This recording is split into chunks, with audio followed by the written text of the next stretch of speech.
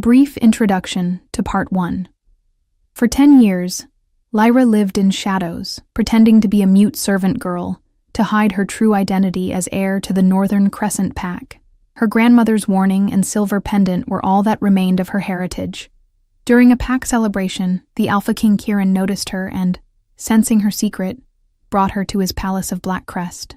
Through manipulation and persistence, he finally broke her decade of silence, revealing she possessed a rare and powerful Luna voice that could command wolves across territories. Lyra confessed she had hidden to escape Daemon, the Northern Alpha who destroyed her pack and hunts any remaining heirs. In the ancient chamber beneath Black Crest, Kieran offered Lyra protection and a chance to reclaim her birthright by standing with him as Luna Queen. She accepted, ready to step into her destiny and end her years of hiding. The morning light spilled through the ornate windows of my new chambers in the east wing of Black Crest. No longer a guest or prisoner, but something else entirely. Something I was still struggling to define. 3 days had passed since I'd broken my silence in the Chamber of the Moonstone, since I'd spoken my first words in 10 years to Kieran, the Alpha King. My voice still felt foreign to me, like a muscle long atrophied suddenly called into use. Each word carried weight, resonated with power I'd spent a decade suppressing. Sometimes I caught myself falling back into silence, communicating with gestures and nods as I'd done for so long. Old habits, Kieran had said yesterday, catching me mid-gesture at breakfast. They'll fade with time. Time was something I wasn't certain we had.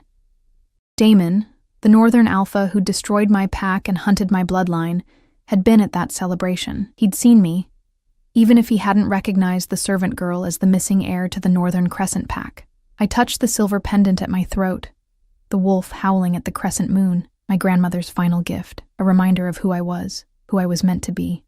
A sharp knock interrupted my thoughts.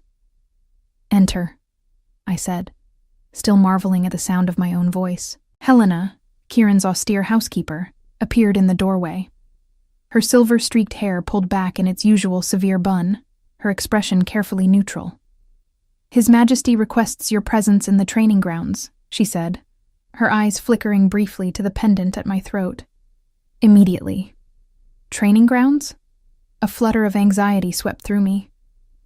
I hadn't shifted in 10 years, hadn't allowed my wolf that freedom since the night my grandmother smuggled me away from our burning territory. "I'll be right there," I said, forcing confidence into my tone. Helena nodded once and withdrew, leaving me to change into the clothes laid out for me. Fitted black leggings, a deep blue tunic, and soft leather boots. Practical clothing. Nothing like the fine dresses delivered to my rooms each morning that I'd refused to wear.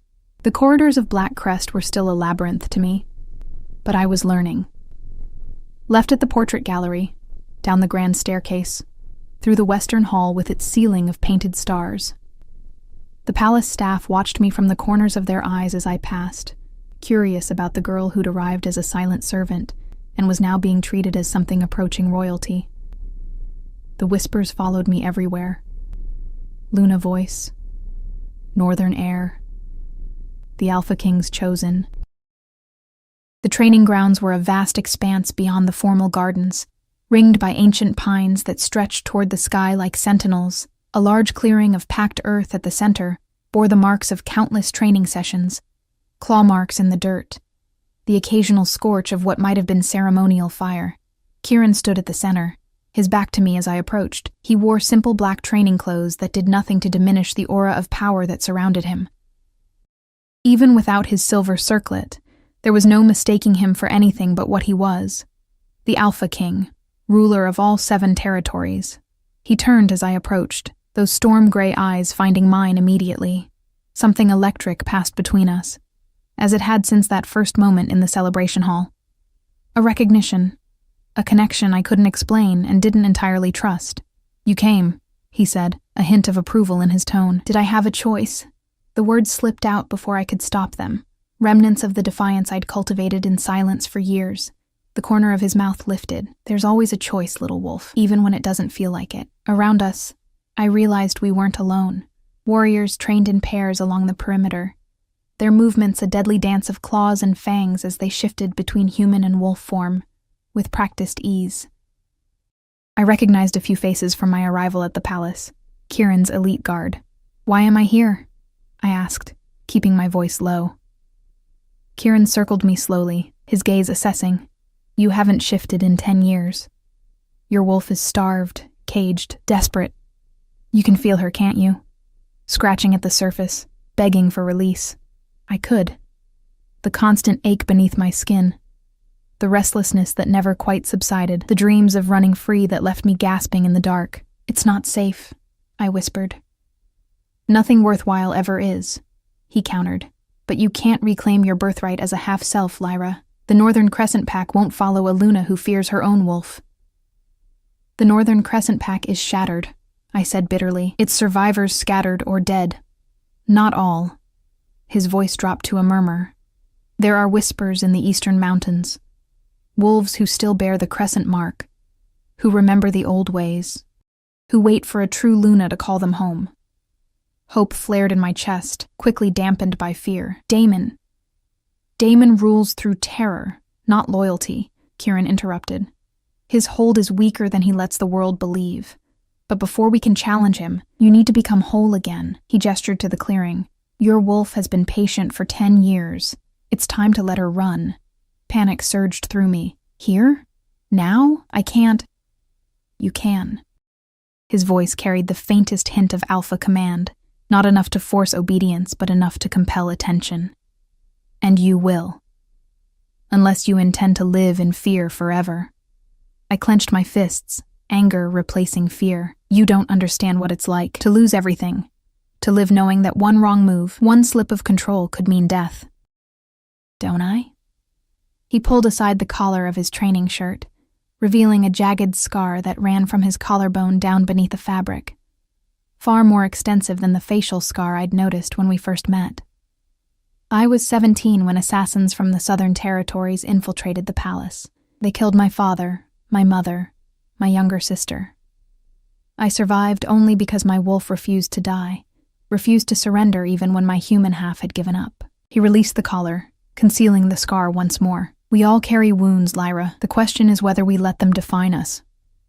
The weight of his words settled over me. 10 years of hiding, of denial, of half-existence. What had it gained me? Safety, yes, but at what cost? My identity, my heritage, my power, all suppressed in the name of survival. "I don't know if I remember how," I admitted, my voice barely audible. Kieran stepped closer, close enough that I could feel the heat radiating from his skin. "Your wolf remembers. Trust her." He reached out, his fingers brushing against the pendant at my throat. "The crescent moon returns to its rightful place," he murmured, echoing his words from the chamber of the moonstone. "But first, you must return to yourself." I closed my eyes, reaching inward to the place where my wolf had waited patiently for a decade. She stirred, eager and wary all at once. How long had I denied her the moonlight, the forest, the freedom that was her birthright? "I'll be right here," Kieran promised, stepping back to give me space. Drawing a deep breath, I surrendered to the transformation I'd fought for so long. Pain lanced through me as bones shifted, muscles stretched, skin gave way to fur. I fell to my knees, a cry escaping my lips, the first sound my wolf had made in 10 years. The world exploded into sensation. Scents, sounds, colors all intensified until I thought I might drown in them. The shift felt endless, my body remembering a dance it had performed only once before, on the night my grandmother and I fled the burning remnants of our pack. Then suddenly, gloriously, it was complete. I stood on 4 paws, my white fur gleaming in the morning light. The world looked different through wolf eyes, sharper, clearer, more immediate. I could hear the heartbeats of the warriors around the perimeter, could smell the rich loam beneath my paws, and the faint trace of snow on the distant peaks. Most of all, I could sense Kieran. His presence was overwhelming, a storm of power and authority that should have sent me cowering. Instead, my wolf was drawn to him, recognizing something my human half was still reluctant to acknowledge. "Beautiful," he murmured, kneeling before me with none of the artifice of kingship, just pure wonder in his eyes. A white wolf with the crescent mark. The legends were true. I turned my head, confused, and caught sight of my reflection in a small training pool nearby. There, on my shoulder, a patch of silver fur formed a perfect crescent moon, a mark I'd never known I carried, visible only in wolf form. The mark of the true Luna of the Northern Crescent Pack. For the first time in 10 years, I felt whole. The wolf and the girl no longer at odds, but united in purpose. In that moment of clarity, I knew Kieran was right. I couldn't reclaim my birthright as a half-self. I needed my wolf as much as she needed me. A low growl rumbled in my throat. Not a threat, but a greeting. Kieran's eyes widened fractionally, then gleamed with something like triumph. He straightened, every inch the Alpha King once more. "Now," he said, "we begin." The next 2 weeks passed in a blur of training, learning, and transformation.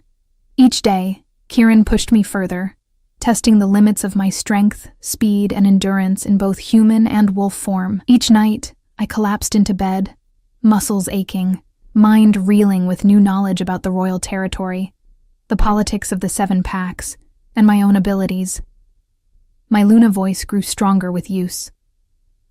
What had started as a hoarse whisper after 10 years of silence blossomed into something powerful enough to command attention from every wolf in hearing range.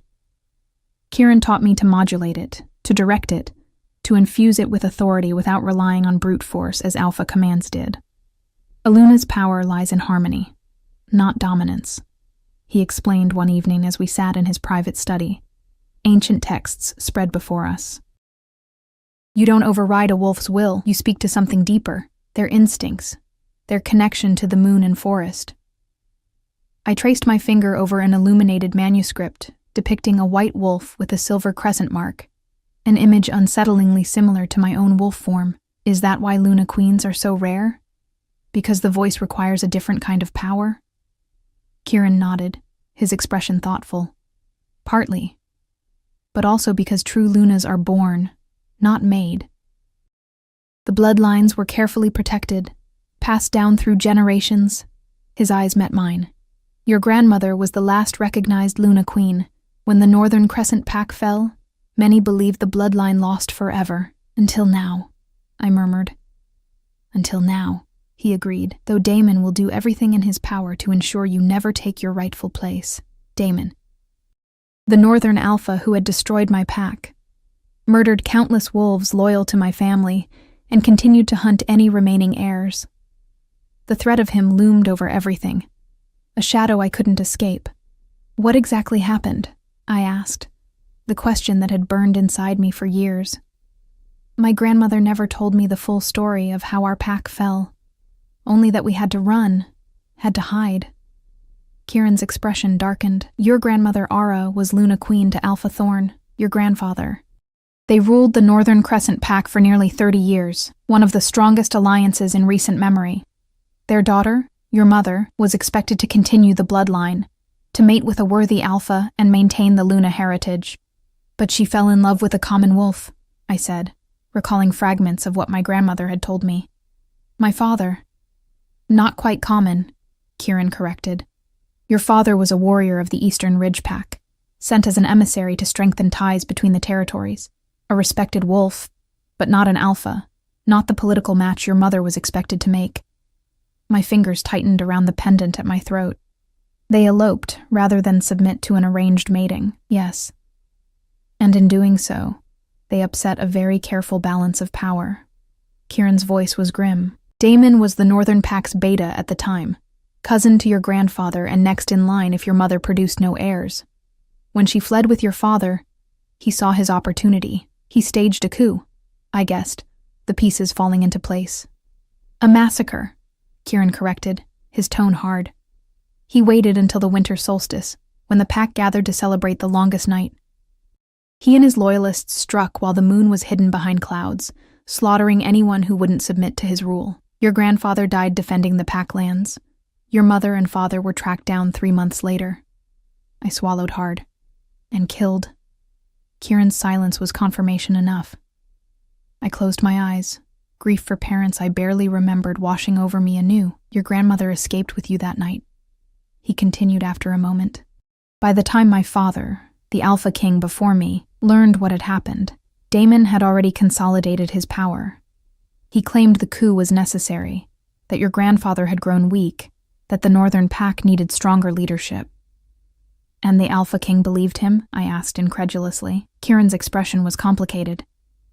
My father made decisions I would not have made. The politics between the 7 territories is delicate. Direct interference from the Alpha King is seen as overreach, undermining the autonomy each pack is granted. So Damon got away with murder. He was sanctioned. Territories reduced, tributes increased. But yes, he remained Alpha. Kieran's jaw tightened. It was one of many points on which my father and I disagreed. I stood abruptly, pacing to the window that overlooked the nighttime gardens. And now? Where do you stand on Damon's rule? I've been Alpha King for 3 years, Kieran said, joining me at the window. In that time, I've gathered evidence of Damon's continued abuses. Wolves who disappear, neighboring packs harassed, territories encroached upon despite the sanctions. But you haven't moved against him, not without sufficient cause that would unite the other alphas behind me. His voice lowered. Not without a legitimate heir to the Northern Crescent bloodline to rally behind. I turned to face him, understanding dawning. That's why you recognized me at the celebration. You were looking for me. Not you specifically, he admitted. But rumors have persisted for years that a female heir survived the massacre. I've had people searching, quietly, for any trace. He reached out, his fingers brushing against the crescent pendant. Then I saw this, around the neck of a supposedly mute servant girl, and I knew the rumors might be true. So I'm a political tool, I said, unable to keep the bitterness from my voice. A convenient figurehead for your campaign against Damon. Kieran's eyes flashed dangerously. Is that what you think? What else should I think? You need a cause to unite the packs, and I'm it. You're far more than that, Lyra, he said, his voice dropping to a near growl. If all I wanted was a figurehead, I could have taken you from that pack house and announced your identity immediately. Instead, I brought you here, protected you, trained you.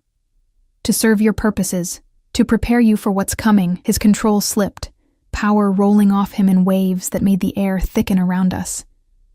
Damon won't stop hunting you, even if I wanted to keep you hidden away here forever, which I don't. He would eventually discover who you are. The only path forward is for you to reclaim your birthright, to be strong enough to stand against him. His words hit me with the force of truth. I'd spent 10 years hiding, surviving, head down and voice silent. But survival wasn't enough anymore. My parents, my grandparents, my pack, they deserve justice. And if I fail? I whispered. Kieran's expression softened marginally. You won't. Not alone. A knock at the study door interrupted whatever else he might have said. Helena entered without waiting for a response, her customary composure fractured by urgency. Your Majesty, she said, the scouts have returned from the eastern border. They bring news that cannot wait. Kieran straightened, all traces of our heated exchange vanishing behind the mask of kingship. Bring them. Helena nodded and withdrew. Moments later, 2 wolves entered, a man and woman, both bearing the insignia of the Royal Scouts on their leather jackets. They bowed deeply to Kieran, then straightened, their eyes widening slightly as they noticed me. Report, Kieran commanded, gesturing for them to sit. We tracked movement along the eastern ridge as ordered, Your Majesty, the female scout began, her voice clipped and professional. For the past week, small groups have been gathering in the old caves beyond the Silver Falls. Wolves from different territories, moving in patterns designed to avoid detection. How many? Kieran asked. At least 50, possibly more, the male scout answered. They're well organized, communicating through underground channels. They all bear the same mark, a crescent moon, either tattooed or scarred into the skin. My breath caught. Wolves with the crescent mark, gathering in secret. And the leader?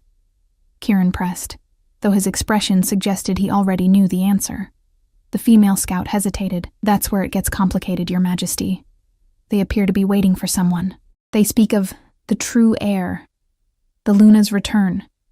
They've established a sort of temporary pack structure, but it's clear they consider it provisional until their rightful Luna arrives.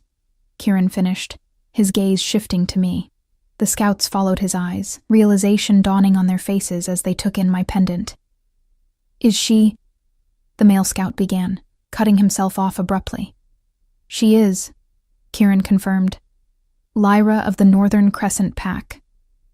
Granddaughter of Luna Queen Ara and Alpha Thorn, daughter of their only child Alara. The true heir to the Northern Territory. The scouts' reactions were immediate and startling. They rose and then knelt before me, heads bowed in a gesture of submission I'd never witnessed in my life. My Luna. They murmured in unison. I stood frozen, overwhelmed by the sudden deference. These weren't northern wolves. They bore the royal insignia, yet they knelt to me, as if I already wore the mantle of Luna Queen. Rise, I said, my Luna voice emerging unconsciously, gentle but firm. They obeyed instantly, eyes alight with something that looked unsettlingly like hope. There's more, Your Majesty, the female scout said, returning her attention to Kieran. Damon knows something is happening. He's doubled patrols along his borders, sent infiltrators into neighboring territories. There are rumors he's called in debts from allies in the southern packs. He's preparing for conflict, Kieran concluded. Yes, sir. And, she hesitated again. We intercepted a message. Damon has put a price on information about any female wolf matching certain characteristics. White fur in wolf form, possibly bearing a crescent mark. He doesn't have a name, but he's looking specifically for a young wolf with ties to the old northern bloodline. Ice washed through my veins. Damon was hunting me more actively than ever. How did he know to look for me now, after all this time? I asked. Kieran's expression darkened. Someone from your old pack must have connected the dots after I took you. Perhaps Darius, your former alpha. Or Rena, I murmured, remembering the Hedbetta's daughter who'd always watched me with suspicious eyes. She never believed I was truly mute. Regardless, Kieran said, our timeline has accelerated. If Damon is searching this actively, we cannot afford to wait. He turned to the scouts. Double the watches on all borders. I want to know the moment any of Damon's wolves cross into royal territory. They nodded and withdrew, leaving Kieran and me alone once more. What happens now? I asked, the weight of my heritage suddenly heavier than the 10 years of silence I'd carried before. Kieran's eyes met mine, resolve hardening his features. Now, little wolf, we answer the call of your people. We go east, to the wolves who've kept faith with the crescent moon. It's time for you to become what you were born to be, Luna Queen of the Northern Crescent Pack. The title I'd hidden from for a decade now loomed before me, no longer a distant possibility, but an imminent reality. I'm not ready, I whispered. Kieran's hand found mine, his touch unexpectedly gentle for one who carried so much power. None of us are ever ready for destiny, Lyra. We simply rise to meet it when it calls. Dawn broke cold and clear as we prepared to depart for the eastern mountains. The journey would take 2 days, first by car to the edge of royal territory, then on foot through the wilderness beyond, where roads gave way to ancient forest paths, known only to wolves who remembered the old ways. Kieran had selected a small group to accompany us, 4 of his most trusted warriors, the 2 scouts who'd brought news of the gathering crescent wolves, and Dr. Marcus, whose medical skills might be needed among refugees who had survived for years in hiding. I stood in my chambers, dressed in practical traveling clothes, sturdy pants, layers of shirts topped with a fur-lined jacket, and boots made for both human feet and the transition to wolf paws during shifts. At my throat, my grandmother's pendant gleamed in the early light. A soft knock preceded Helena's entrance. The housekeeper carried a small wooden box inlaid with silver. His Majesty asked me to bring this to you before your departure, she said, her usual austerity softened by something like respect. Since the scouts had knelt before me 2 days ago, there had been a subtle shift in how the palace staff regarded me. Less curiosity, more deference. She placed the box in my hands. It was lighter than it looked, carved from pale wood with the crescent moon motif repeated around its edges. I opened it carefully to find a circlet of twisted silver nested on blue velvet. Smaller and more delicate than Kieran's royal circlet, it was designed to rest across the forehead. A crescent moon at its center that would sit between the wearer's brows. The Luna's crown, Helena said softly. "It has been in the royal vault since your grandmother visited this palace 30 years ago. She wore it when addressing the Council of Alphas." My fingers hovered over the circlet, not quite daring to touch it. "It was hers?" "It belongs to the Luna Queen of the Northern Pack," Helena corrected. "It has waited for its rightful owner to return." She paused, then added with uncharacteristic gentleness, "As have many things." I lifted the circlet carefully. It was lighter than it appeared, the silver warm to the touch as if it had absorbed the heat of my hands instantly. When I placed it on my brow, it settled as if made for me, the crescent moon cool against my skin. Helena's breath caught. "Now you look the part," she murmured, almost to herself. Before I could respond, another knock came at the door. This time it was Kieran, dressed similarly to me in practical traveling clothes, though he still wore his simple silver circlet. He stopped short when he saw me, something flashing in his eyes that I couldn't quite interpret.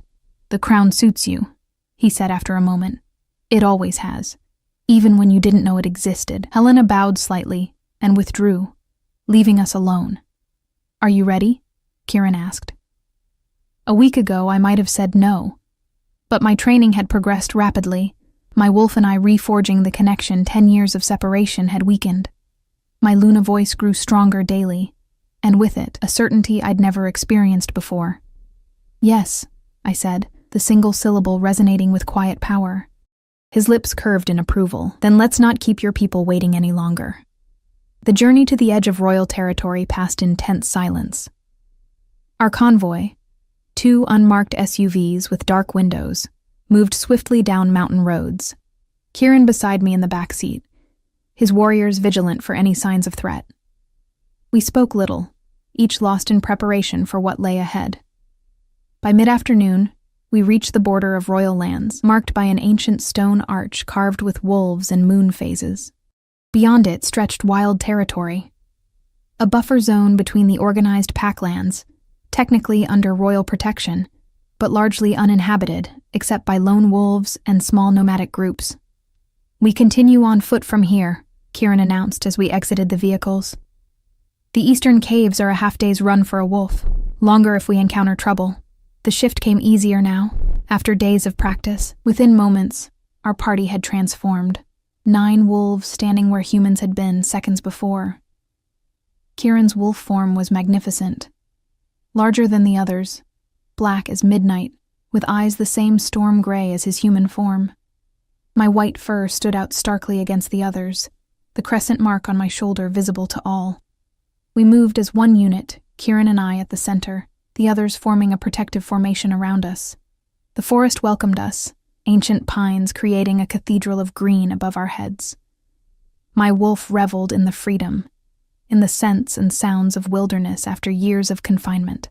For hours, we ran. The rhythmic pad of paws on forest floor, the synchronization of breath and movement, created a meditation of sorts. In wolf form, concern seemed simpler, more immediate: safety, pack, territory. The complex politics of human existence faded beneath more primal imperatives. As dusk approached, I became aware of a subtle change. Scents on the wind carried messages my wolf understood instinctively. Territorial markers, but not aggressive ones. Welcoming ones. We were being watched, tracked by wolves who recognized us not as threats but as kin. Kieran sensed it too. A low rumble in his throat communicated caution to the group. We slowed, moving more deliberately now. At the crest of a ridge overlooking a valley cut through by a silver ribbon of river, we paused. Below, nearly hidden among ancient rock formations, I could make out the entrances to caves, the gathering place the scouts had described.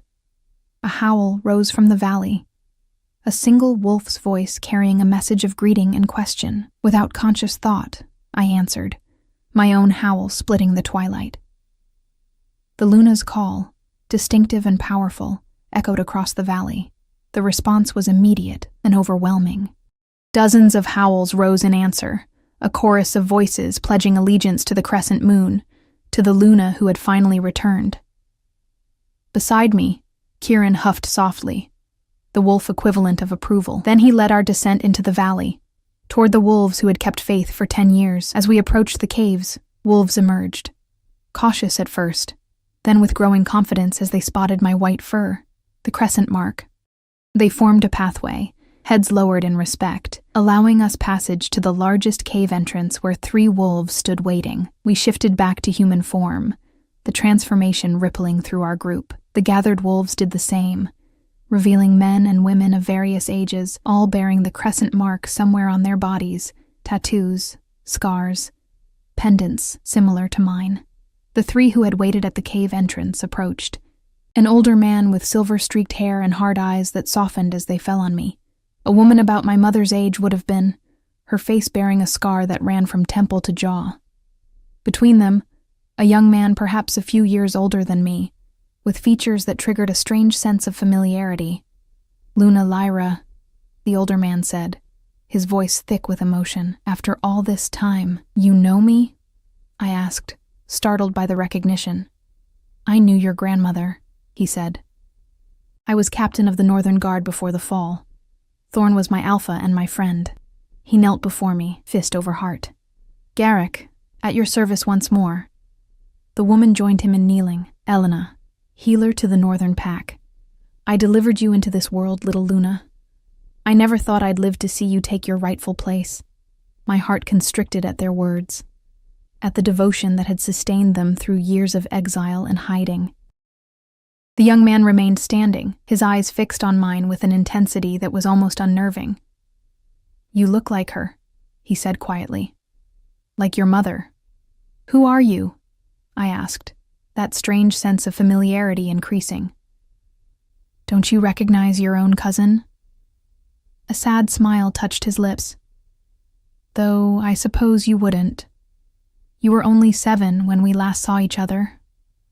I'm Ethan, son of your mother's brother Callum, my uncle," I whispered, memories stirring. "A laughing man who had lifted me high, who had brought me presents from his travels, killed in the coup," Ethan confirmed, grief briefly shadowing his features. "Along with my mother and sister, I survived only because I was away, training with the Eastern Ridge Pack as part of an exchange. Family. After so many years believing myself alone, the last of my bloodline, to discover kin, however distant, was overwhelming." Kieran stepped forward then, drawing the attention of the gathered wolves. "How many have answered the crescent call?" he asked Garrick. 63 so far," the former guard captain replied. "More arrive daily as word spreads through the old networks.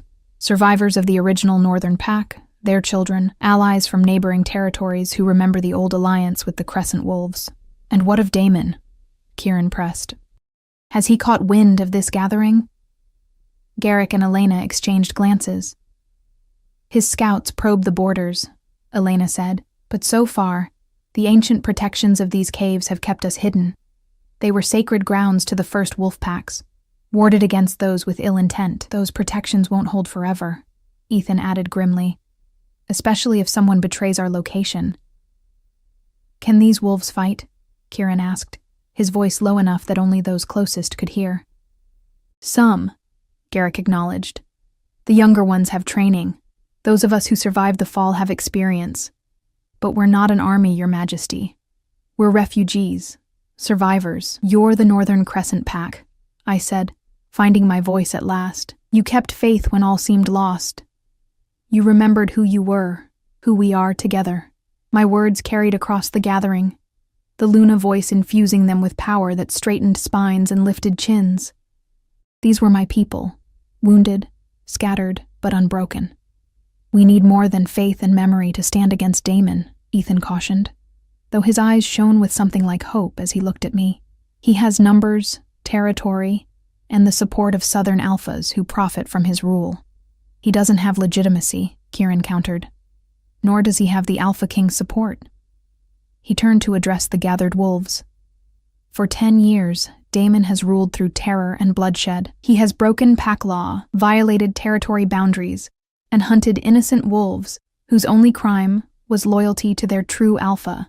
As Alpha King, I say this ends now." A murmur ran through the crowd, surprise, excitement, trepidation all mingled together.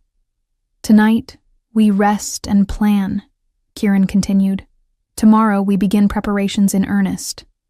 Damon's reckoning approaches, and when it comes, the Northern Crescent Pack will rise again under its rightful Luna. All eyes turned to me, expectant, hopeful. The weight of their faith pressed heavier than the silver circlet on my brow. These wolves had risked everything to answer the Crescent call. They looked to me not just for leadership, but for salvation, for the restoration of all they had lost.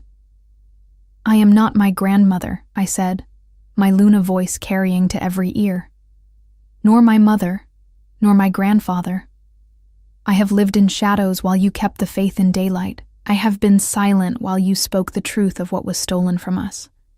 I touched the pendant at my throat, drawing strength from it. "But I am of their blood, and I carry their legacy. The crescent moon has waned, but it never disappeared completely. Now it waxes again, growing stronger with each of you who stands with us." I looked around at these wolves who had kept faith, who had borne the crescent mark when it meant death to do so. Damon believes he destroyed the Northern Crescent Pack. He's about to learn how wrong he was. 3 days of preparation followed our arrival at the Eastern Caves. Warriors trained under Garrick and Kieran's guidance. Healers organized supplies under Elena's direction, and scouts maintained constant vigilance along the perimeter of our temporary territory. Each day more wolves arrived, drawn by the Luna call that had spread through ancient networks of loyalty. By the third evening, our numbers had grown to nearly 100. Still far fewer than Damon's forces. But these were wolves fighting for home, for justice, for the restoration of what had been wrongfully taken. I spent much of my time with Ethan, learning the history I'd been denied. Stories of our family, our pack, traditions that had been maintained in secret for a decade. He became my bridge to a heritage I'd suppressed along with my voice. "The Luna Queen was always more than just the Alpha's mate," Ethan explained as we walked the perimeter of our makeshift camp.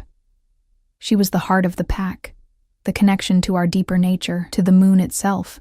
My grandmother never had time to teach me any of this," I said, watching a group of young wolves training in a clearing below. "She focused on keeping us hidden, on survival." "She did what was necessary," Ethan acknowledged. "But now you need more than survival skills. You need to understand what you're fighting to reclaim." That evening, a council gathered in the main cave: Kieran, Garrick, Elena, Ethan, the Royal Scouts, and myself. Maps were spread across a rough stone table, territory boundaries marked in red ink. "Our scouts report increased activity along Damon's borders," Garrick said, pointing to the northern territory that had once been my family's home. "He's calling in allies from the southern packs, offering territory concessions in exchange for support." "He knows something's coming," Kieran observed, his expression grim. "The question is whether he knows exactly what, or who." "We can't wait much longer," Elena warned. "Each day increases the risk of discovery." "We're not ready," Garrick countered. "Half our wolves haven't seen battle, and those who have are still recovering from years in exile." The debate continued. Strategies proposed and rejected. Risks weighed against necessities. I listened silently, the weight of decision pressing down on me. These wolves had gathered for me, risked everything on the promise of my return. Whatever path we chose, their lives hung in the balance. "What do you think, cousin?" Ethan asked, his voice cutting through the debate. All eyes turned to me. I studied the map, tracing the boundaries of what had once been my home. "If we wait for perfect readiness, we'll wait forever," I said finally. "But rushing into Damon's territory without advantage would be suicide." I looked up, meeting Kieran's gaze across the table. "We need to draw him out, away from his stronghold, away from the bulk of his forces." "And how do we do that?" Garrick asked skeptically. A plan was forming in my mind, dangerous and bold, with something he wants more than territory or power. I touched the crescent mark on my pendant. "With me." The response was immediate and vehement. "Absolutely not," Kieran growled, power rolling off him in waves. "Out of the question," Garrick agreed, for once aligned with the Alpha King. "It's too dangerous," Elena added, concern etching her features. Only Ethan remained silent, studying me with thoughtful eyes. "Hear me out," I insisted, my Luna voice cutting through their protests. For 10 years, Damon has hunted any trace of the Northern Crescent bloodline. He fears what I represent, a legitimate challenge to his rule. If he learns I've returned, that I've gathered supporters, he'll throw everything he has at crushing you, Kieran finished, his jaw tight with tension. Yes, I agreed, but on ground of our choosing, not his. And while his attention is fixed on me, the bulk of our forces can move against his weakened defenses. Silence fell as they considered my proposal. It was Ethan who finally spoke. It could work, he said quietly, but it would require perfect timing, flawless execution, and it would put you at tremendous risk, Lyra. What's the alternative? I challenged. A frontal assault against superior numbers? A prolonged siege that gives him time to gather more allies? Or do we simply disperse again, return to hiding for another decade? The hard truth of my words settled over the council. We had no easy options, no guaranteed path to victory. If, and I emphasize if, we were to consider this, Kieran said, each word measured and reluctant. How would we ensure your safety? Damon won't hesitate to kill you the moment he has you in his grasp. He won't kill me immediately, I countered. He'll want to make an example of me, to prove his dominance over the last of the Crescent bloodline. You can't know that, Kieran argued, frustration evident in his tone. I know how alphas like him think, I replied. 10 years watching from the shadows teaches you something about power and those who abuse it. The debate continued late into the night, the plan refined, contingencies developed, risks assessed and reassessed. By dawn, a strategy had emerged. Dangerous, certainly, but with the potential to succeed where direct confrontation would surely fail. 3 days, Kieran finally conceded, though his displeasure remained evident. We need 3 days to position our forces properly, I nodded, relief and apprehension mingling in my chest. 3 days. As the council dispersed, Kieran caught my arm, drawing me aside. I don't like this, he said, his voice low enough that only I could hear. Using you as bait for a monster like Damon goes against every instinct I have. As Alpha King or as a man? I asked quietly. His storm-gray eyes held mine, both. Something shifted between us, as it had in the chamber of the Moonstone. The connection that had sparked since our first meeting deepened, strengthened by shared purpose and growing trust. I need to do this, I said. Not just for the pack, but for myself. 10 years of hiding, of silence. I need to face him, to look into the eyes of the wolf who destroyed my family. Kieran's expression softened marginally. I understand the need for justice, Lyra. But I won't lose you to get it. You won't. I promised, more conviction in my voice than I truly felt. His hand lifted, fingers brushing against the silver circlet on my brow. The Luna crown has waited 10 years for your return, he murmured. It can wait a little longer for its triumph. The 3 days passed in a blur of preparation. Warriors positioned themselves strategically around Damon's territory, hidden in forests and mountains, waiting for the signal. Healers prepared for casualties. Scouts established communication routes, and I trained relentlessly, pushing the limits of both my wolf form and my Luna voice. On the morning of the 4th day, I stood at the edge of our camp, dressed in white, the traditional color of the Luna Queen. The silver circlet gleamed on my brow, my grandmother's pendant at my throat. No disguises, no hiding. For the first time in a decade, I would step into the light as who I truly was. Kieran approached, his own preparations complete. He would lead the main assault once Damon was drawn out, while Garrett commanded the forces that would accompany me as apparent protection. Just enough to be credible, but few enough to seem an irresistible target. Are you certain? Kieran asked one final time, his eyes searching mine. I nodded, no hesitation remaining. It's time to end this, one way or another. His hand found mine, fingers interlacing. Remember your training. Trust your wolf, your voice, and know that I'm coming for you, no matter what happens. The promise in his words carried more meaning than either of us was ready to acknowledge. This was more than alliance now, more than shared purpose. Something deeper had taken root between us, something neither time nor distance could sever. Our small party departed at noon. Myself, Ethan, and 6 warriors chosen for both skill and loyalty. We traveled openly along the old northern road, making no attempt to conceal our presence. Word would spread quickly, carried by the eyes that we knew watched from the forest. By nightfall, we had reached the border of what had once been Northern Crescent territory. A river marked the boundary, its silver waters rushing between steep banks. On the far side stood a party of wolves, Damon's border patrol, alerted to our approach. "Hold," called their leader, a broad-shouldered wolf with cold eyes. "This territory belongs to Alpha Damon. State your business." I stepped forward, the circlet catching the last light of day. "I am Lyra, granddaughter of Alpha Thorn and Luna Queen Ara, daughter of their heir Alara. I've come to claim what is rightfully mine." The patrol leader's eyes widened, recognition and disbelief warring in his expression.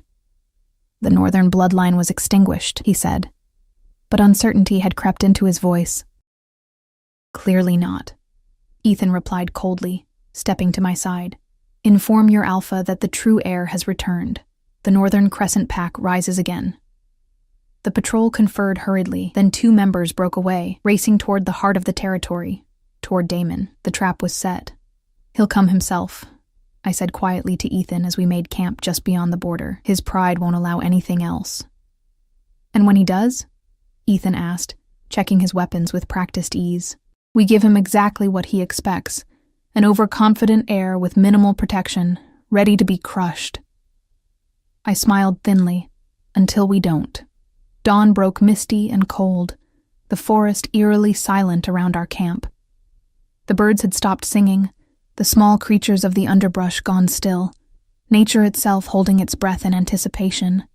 They came with the rising sun, a force of 30 wolves led by a massive gray-black figure I recognized instantly, though I'd only glimpsed him once before. The night of the celebration at my old pack house. Damon. The usurper who had murdered my family, stolen my birthright, and driven me into a decade of hiding. So, his voice carried across the clearing, deep and contemptuous. The rumors were true. A little crescent cub survived after all. I stood to face him, Ethan and our warriors flanking me. "No cub," I corrected, my Luna voice strong and clear. "The rightful heir to the Northern Pack." Damon laughed, the sound harsh and mocking. "Rightful heir? Your grandfather was weak, your mother a traitor who abandoned her duty. The Northern Pack needed strength, not sentiment. Is that what you tell yourself to justify massacre?" I challenged, taking a step forward. "That you were serving the Pack by slaughtering its Alpha and Luna, by hunting down every wolf loyal to them?" His eyes narrowed, cold calculation replacing mockery. "You've been hidden a long time, little heir. Protected by the Alpha King himself, I hear." His gaze swept over our small party. "Though he seems to have abandoned you when it mattered most." "I fight my own battles," I replied, chin lifting. "Starting with reclaiming what you stole." Bold words from a wolf who spent her life running. Damon signaled, and his forces spread out, encircling our position. "I'll be merciful, and make this quick. Unlike what I have planned for those traitors gathering in the eastern caves." My heart stuttered. He knew about the caves, about the gathered crescent wolves.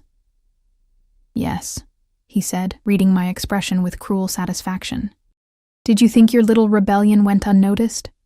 My forces are moving against your supporters even as we speak. By nightfall, the Northern Crescent bloodline will truly be extinct." It was a lie. It had to be. Our scouts would have warned us of any large-scale movement, but the seed of doubt had been planted, exactly as Damon intended. "Enough talk," Ethan growled, stepping partially in front of me. "You face the rightful heir to the Northern Pack, backed by the authority of the Alpha King. Surrender now, or face the consequences." Damon's smile was all teeth. "I choose neither." He launched forward with shocking speed, shifting mid-leap into his wolf form, larger than any I'd seen besides Kieran's, gray-black fur bristling with aggression. Our warriors responded instantly, their own shifts flowing seamlessly as they moved to intercept. Chaos erupted around us. Wolf fought wolf, snarls and growls filling the clearing as Damon's superior numbers pressed in from all sides. Ethan shifted beside me, his tawny wolf form darting into the fray to engage a particularly large opponent heading toward me. This was the moment, the diversion we had planned. While Damon focused on capturing or killing me, Kieran's forces would be moving into position around his weakly defended stronghold. I needed to hold his attention just a little longer. I shifted into my white wolf form, the transformation fluid after days of intensive practice. Immediately, I sensed the change in the battlefield, Damon's wolves hesitating momentarily at the sight of a white wolf bearing the crescent mark. An echo of legends many had heard, but few believed. Taking advantage of their hesitation, I darted through an opening in their ranks, leading them away from my embattled companions. As expected, several broke off to pursue me, Damon himself at their head. Perfect. The more forces he committed to my capture, the fewer remained to defend his territory. I raced through familiar forest I hadn't seen in a decade, memories surfacing with each bound. Here, the stream where my father had taught me to fish. There, the meadow where my mother had gathered herbs. This was my home, and despite years of exile, my wolf remembered every path, every hidden trail. Behind me, Damon's growls grew closer. He was faster than I'd anticipated, his larger wolf form eating up the distance between us despite my head start. I pushed harder, lungs burning, muscles straining as I led him deeper into the forest, farther from his stronghold. A ravine appeared ahead, too wide to jump, too steep to descend quickly. I skidded to a halt, turning to face my pursuers as they fanned out, trapping me against the edge. Damon shifted back to human form, his eyes glittering with triumph. "Nowhere left to run, little heir," he taunted. "Shift back. I want you to face your end on 2 feet, as your grandfather did." I obeyed, the transformation slower now as fatigue set in. Standing before him in human form, the Luna crown still somehow on my brow, I straightened my spine and met his gaze without flinching. "My grandfather died protecting his pack," I said, my Luna voice carrying through the forest. "I live to reclaim it. Your pack is scattered, your supporters surrounded," Damon sneered. "Even now my forces are closing in on your pathetic gathering in the eastern caves." "Are they?" I asked, a smile touching my lips despite the danger. "Or are they finding their own territory under attack while they chase shadows through the forest?" Doubt flickered across Damon's face, quickly replaced by rage. "It doesn't matter. Once you're dead, any claim to challenge my rule dies with you." He stepped closer, drawing a blade from his belt, silver-edged, designed to inflict wounds that even a wolf's healing couldn't quickly mend. "Any last words? Last of the crescent line?" I drew myself up to my full height, the Luna crown catching the dappled sunlight filtering through the trees. "I am Lyra of the Northern Crescent Pack, granddaughter of Alpha Thorn and Luna Queen Ara. I reclaim my birthright and call judgment upon the usurper who stands before me." The words seemed to echo with more than my voice alone, as if the forest itself amplified them, carried them beyond our small clearing to every corner of the territory. Damon faltered, something like fear crossing his features for the first time.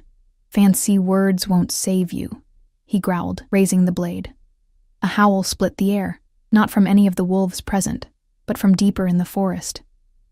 Then another joined it, and another, until the woods rang with the chorus of approaching wolves. Damon's head snapped up, his expression shifting from triumph to alarm. "What is this?" "The response to Aluna's call," I said quietly, as shapes began to materialize between the trees, wolves emerging from the forest in a circle around us, their eyes fixed on Damon with unmistakable hostility.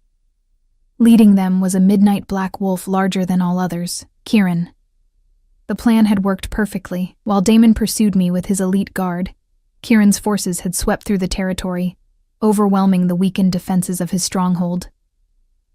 Now they had him surrounded, cut off from retreat, his own territory lost while he chased the prize that had blinded him to all else. Damon's wolves shifted nervously, outnumbered and outflanked.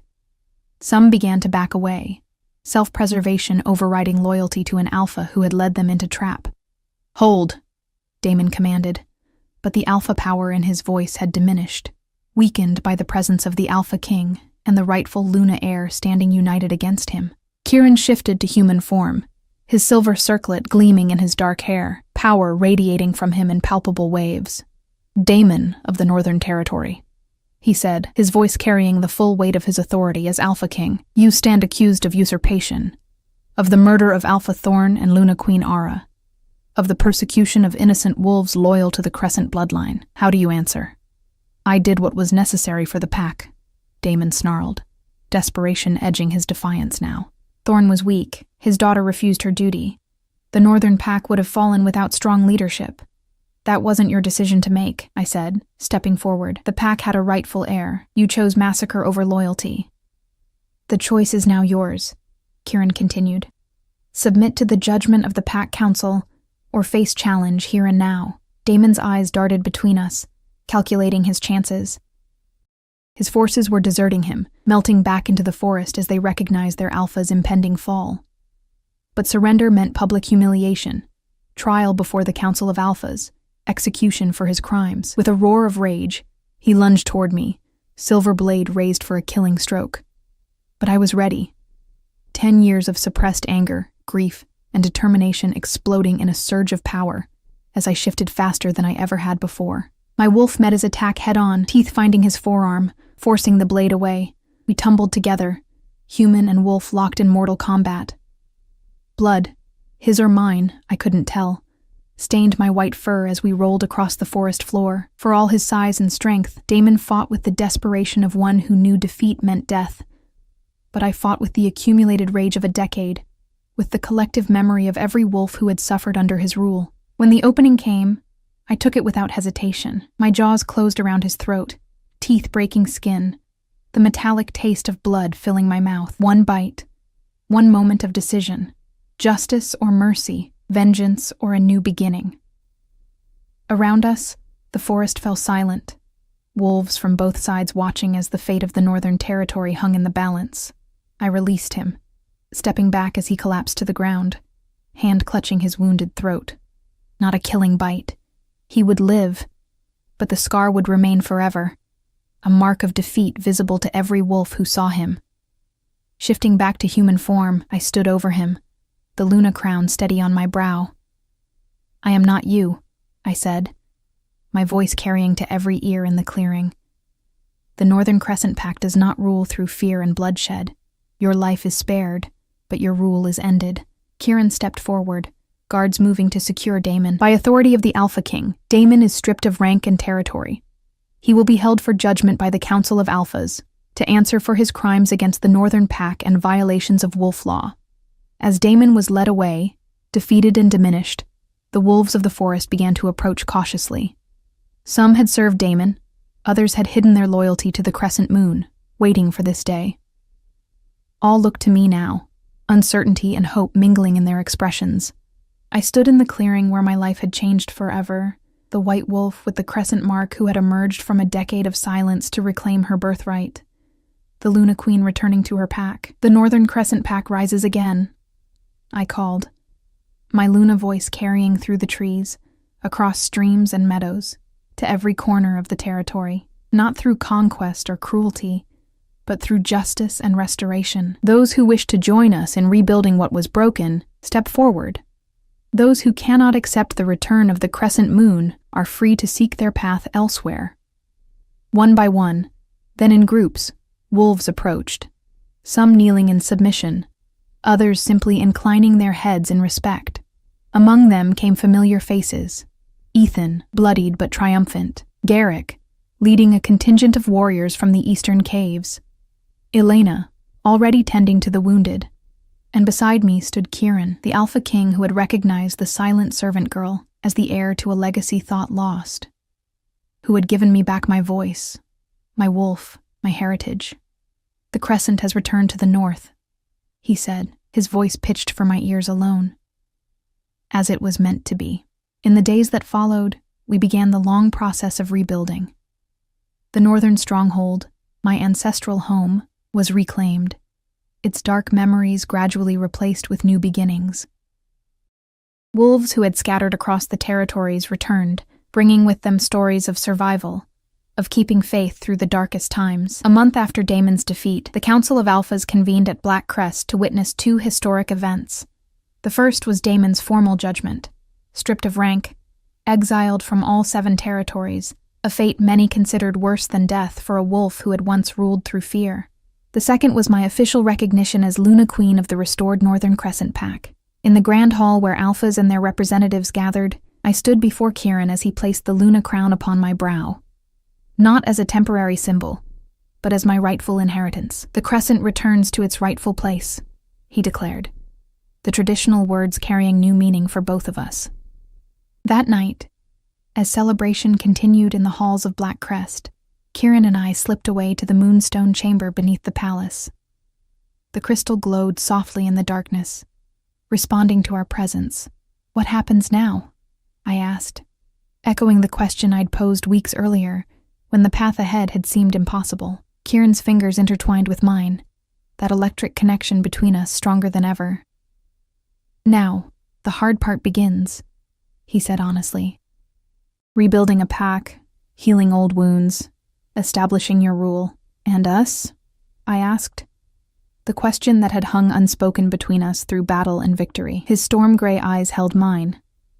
All pretense of distance gone. "There hasn't been a true mating between an Alpha King and a Luna Queen in 15 generations, he said softly. "Such an alliance would change the balance of the territories forever. Is that what you want? An alliance?" His free hand rose to touch the crescent moon at the center of my crown. "I want the wolf who defied an Alpha King's command, who survived 10 years in silence, who faced her enemy with courage when others would have faltered." He stepped closer, until I could feel the heat of him, the steady rhythm of his heartbeat. "I want you, Lyra. Not for politics or power or legacy, but for the fire that burns beneath your skin, for the spirit that could never truly be silenced." The truth of his words resonated with something deep within me, the part that had recognized him from the first, that had trusted him against all caution and experience. "A voice can be a gift or a prison," I murmured, recalling my grandmother's final warning. "Choose wisely when to use yours." "And what does your voice choose now?"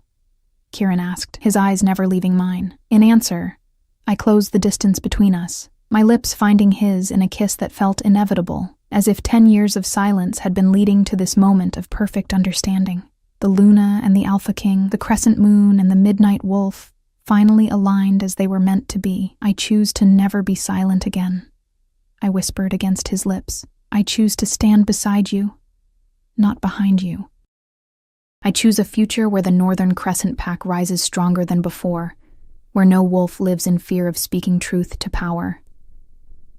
His arms tightened around me, a promise without words.